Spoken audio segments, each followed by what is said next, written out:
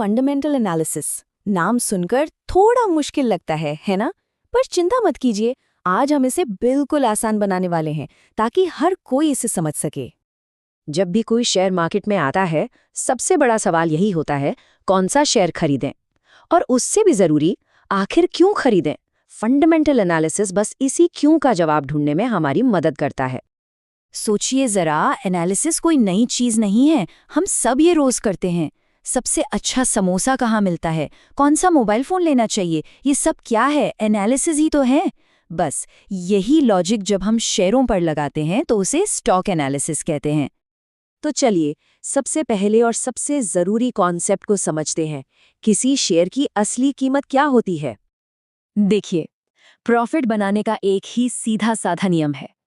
किसी भी चीज को उसकी असली कीमत से कम में खरीदो। बस शेयरों में पैसा बनाने का सारा खेल इसी एक लाइन में है। अच्छा, तो सवाल ये उठता है कि ये कैसे पता चले कि कोई शेयर सस्ता है या महंगा? यहीं पर काम आती है इंट्रिंसिक वैल्यू। ये किसी शेयर का वो सही दाम है जिससे पता चलता है कि स्टॉक अपनी असली कीमत से कम पर मिल रहा है यानी अंडर वैल्यूड है, या ज्यादा पर मिल रहा है मतलब ओवर वैल्यूड है। बिल्कुल सही सवाल है। तो चलिए, अब उन टूल्स को देखते हैं जिनसे हम ये सब पता लगा सकते हैं। अब हम बात करेंगे कुछ फाइनेंशियल रेशियोज की। इनको एक इन्वेस्टर का टूल किट समझ सकते हैं। ये कुछ आसान से नंबर्स हैं, लेकिन ये कंपनी के बारे में बहुत कुछ बता देते हैं। तो सबसे पहले है पी रेशियो। इसको समझने का एक बहुत ही सिंपल तरीका है। बस ये सोचिए कि इस कंपनी से 1 रुपया कमाने के लिए मुझे कितने रुपए लगाने पड़ेंगे। अब यहाँ देखिए, कंपनी ए का पीई सिर्फ 5 है, मतलब 1 रुपया कमाने के लिए 5 रुपये लगाने पड़ेंगे। वहीं कंपनी बी का पीई है 25, तो जाहिर है कंपनी ए एक बेहतर डील है।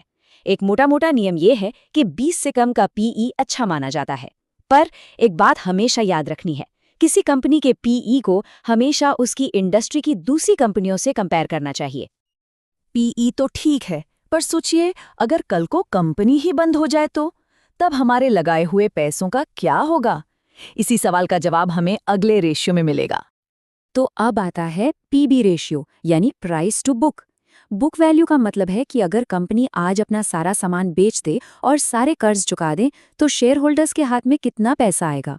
तो पीबी रेशियो ये बताता है कि हम उस बुक वैल्यू के मुकाबले कितना गुना ज्यादा पैसा दे रहे हैं।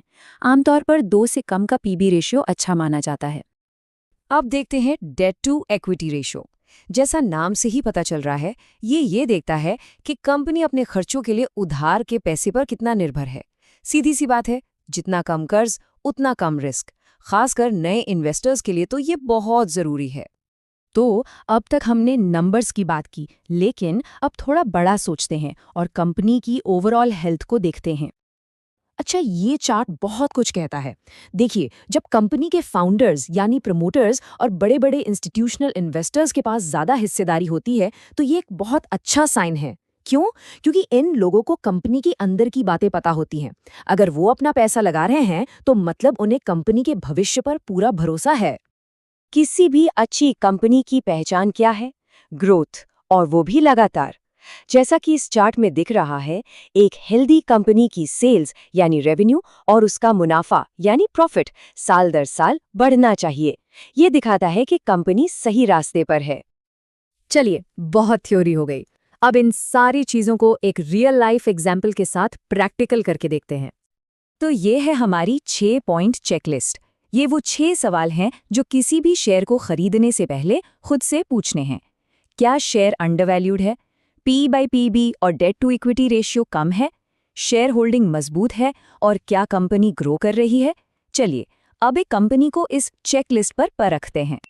तो हमने लिया टाटा स्टील का एग्जाम्पल और देखिए नतीजे कितने कमाल के हैं। इंट्रिंसिक वैल्यू के हिसाब से ये अंडरवैल्यूड है, टिक। पीई और पीबी रेशियो दोनों ही हमारे क्राइटेरिया में फिट बैठते हैं, टिक। कर्ज भी कंट्रोल में है और बड़े इन्वेस्टर्स की होल्डिंग भी मजबूत है, डबल टिक। मतलब इसने तो हमारी चेकलिस्ट के सारे बॉक्स टिक कर दिए। तो नंबर्स तो अपनी जगह हैं, लेकिन अब कुछ ऐसी बातें जो नंबर्स से भी ज्यादा जरूरी हैं। स्मार्ट इन्वेस्टिंग के कुछ आखिरी नियम। हमेशा याद रखिए, इन्वेस्टिंग सिर्फ मैथ नहीं है। ये 4 बातें बहुत जरूरी हैं। पहला, हमेशा ऐसे बिजनेस में पैसा लगाइए जिसकी भविष्य में डिमांड हो। दूसरा, ऐसी कंपनी देखिए जिसका अपने कॉम्पिटिटर्स पर कोई एडवांटेज हो, जिसे मोट कहते हैं। तीसरा, कंपनी को अकेले मत देखिए, हमेशा उसके कॉम्पिटिटर्स से उसकी तुलना कीजिए। और सबसे ज़रूरी, अपनी रिस्क लेने की कैपेसिटी को समझिए। और पता है सबसे अच्छी बात क्या है? इस सिंपल से एनालिसिस को फॉलो करके सही स्टॉक चुनने के चांसेस को 90% तक बढ़ाया जा सकता है। ये तुक्का लगाने से कहीं बेहतर है ना? तो अब ये सारे टूल्स हमारे पास हैं और ये समझ भी है कि इन्हें इस्तेमाल कैसे करना है। तो अब सवाल ये उठता है कि वो पहली कंपनी कौन सी होगी जिसका एनालिसिस किया जाएगा। ये नॉलेज हमें एक बेहतर इन्वेस्टर बनने की तरफ पहला कदम उठाने में मदद कर सकती है।